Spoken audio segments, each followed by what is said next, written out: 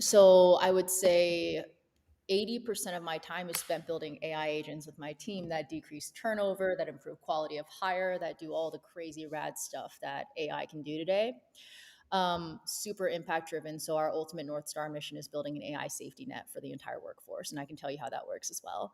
And then the other 20% of my time to counterbalance the intensity of AI world and the screen is spent hiking with my dogs in the mountains, free diving, and playing piano. So incredible. And I feel like one of the first conversations we had at ERE was literally about your hiking endeavors and we were in Las Vegas and you were like, "Oh yeah, I spent most of the day like hiking in the mountains."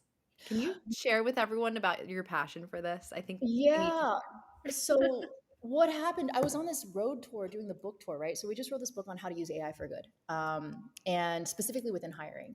And so we're doing this conference series. We're in 7 different cities, like which means I have to travel all the time. And I'm like a hermit. So I used to be an extrovert, and then like 5 years ago, I became an introvert. Went through some pretty intense journeys that I'm not going to talk about right now. But yeah, so essentially, I love being in nature because it's where I feel most at home. And so I was on this crazy conference tour and in Vegas and walking in. I love ERE and I love the community there that just love. But walking into a casino is like my least favorite thing ever. I was like, red It's the lights, worst. this is the worst. So Smells.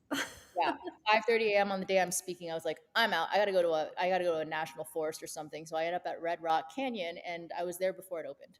And so then I was like, well, I have a choice now. I can break into a federal park, or I can wait until it opens. And so I was like, well, I'll break it.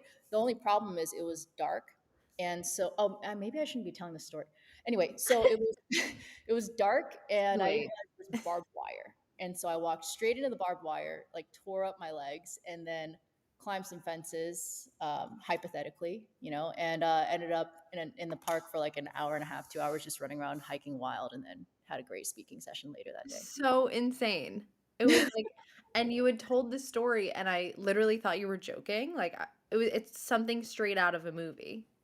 It's wild. I have many like this. At every city that I was at speaking, I managed to find myself a new nature adventure, and that's how I stay alive when I travel. Yeah, Yeah. and I feel like I mean, it actually is such a great example of how you keep your life, more human and more grounded, especially as we're all sitting on our screens.